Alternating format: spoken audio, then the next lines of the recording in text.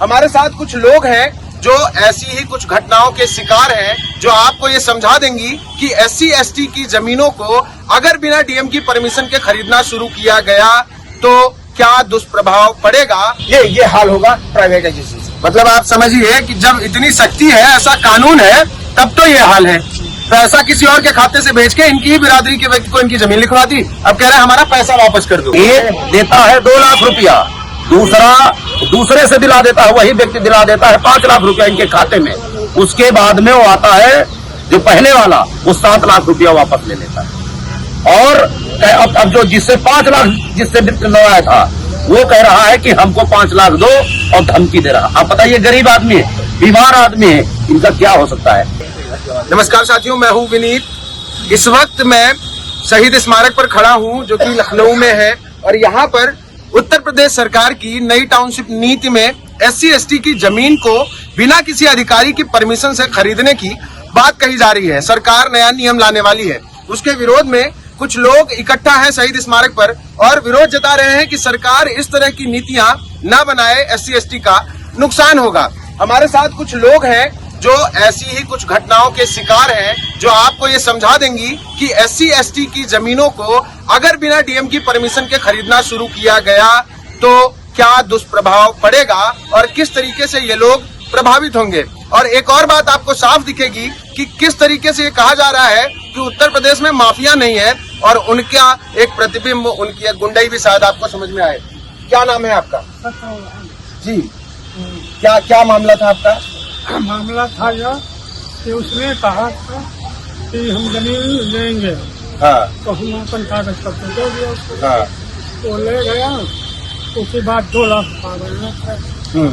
फिर हमने कहा कि तो वो महीना भरे में पूरा पैसा देने को कहा, आधा पैसा। अच्छा। तो नहीं दे पाया।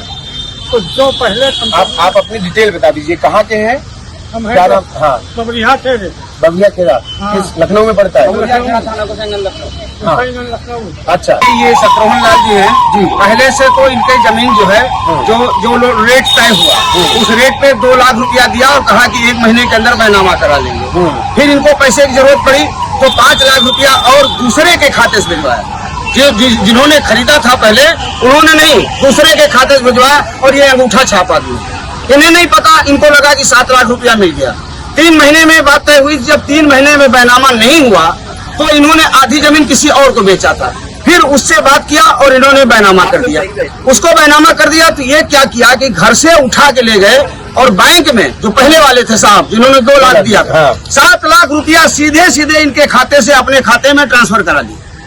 अब जो उनके दूसरे सहयोगी हैं 5 लाख वाले, वो कह रहे हैं कि 5 लाख रुपया तो हमारे खाते से आपके खाते में गया है, अब या तो 5 लाख रुपया दो और या दूसरी जमीन हमको बैनामा करो।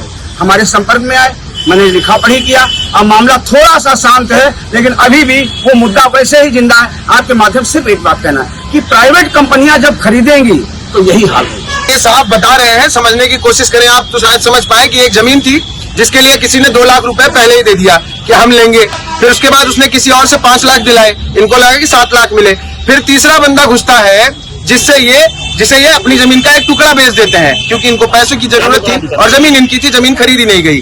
लेकिन पहला व्यक्ति दबंगाई से उन्हें उठाकर बैंक ले जाता है और जबरदस्ती पैसे ले लेता है। देखिए, ये दूसरे पीड़ित है। क्या नाम है आपका? जागेश्वर जी। कहाँ घर है आपका? मावरा कला। क्या हुआ जागेश्वर जी के साथ वकील साहब? देखिए, इनके साथ बहुत बड़ा, इनके पिताजी के नाम जमीन थी। इनके पिताजी के नाम जमीन थी और ये प्राइवेट, मैंने बार बार कह रहा हूँ, प्राइवेट वालों से नुकसान होगा। प्राइवेट बिल्डर ऋतुराज श्रीवास्तव जी ने इनके पिताजी से जमीन खरीदा और जमीन खरीदने में कहा कि भाई पैसा कैसे देना है, तो कहने इन्होंने कहा कि हम 2 भाई हैं, दोनों के नाम आधा आधा पैसा जमा कर दो। उन्होंने दोनों के नाम पैसा आधा आधा जमा कर दिया। बैनामा किसके नाम कराया? ये पासी है तो बैनामा कराया अविनाश रावत के नाम, बैनामा उसके नाम कराया। और उसके बाद कह रहे हैं कि जो पैसा तो मेरे खाते से गया है, अब जमीन हमको दो, अब दूसरी जमीन हमको दो, तुम दो जमीन। नहीं, तुमने 420 किया, जबकि 420 उन लोगों ने किया जिससे जमीन खरीदा था, उसके खाते में पैसा जाना चाहिए था। कि नहीं, तुम्हारे खाते में नहीं, तुम्हारे लड़कों के खाते में पैसा डाल देते हैं। पैसा डाला गया, ऋतुराज अवस्थी ने पैसा डाला और बैनामा अविनाश रावत के नाम हुआ। अब इसका मतलब अविनाश रावत ने 1 पैसा नहीं दिया, बेनामी संपत्ति, यानी दूसरे के नाम से भी ये जो भूमाफिया लोग हैं दूसरे के नाम से जमीनें खरीदेंगे और फिर खरीद लिया कोई बात नहीं। अब इनसे कह रहे हैं पैसा दो, तुम्हारे खाते में जो हमने पैसा दिया है वो पैसा दो, और या फिर इनके सड़क के किनारे बिस्वा 1.5 बिस्वा जमीन और बची है, कह रहे वो बैनामा करो।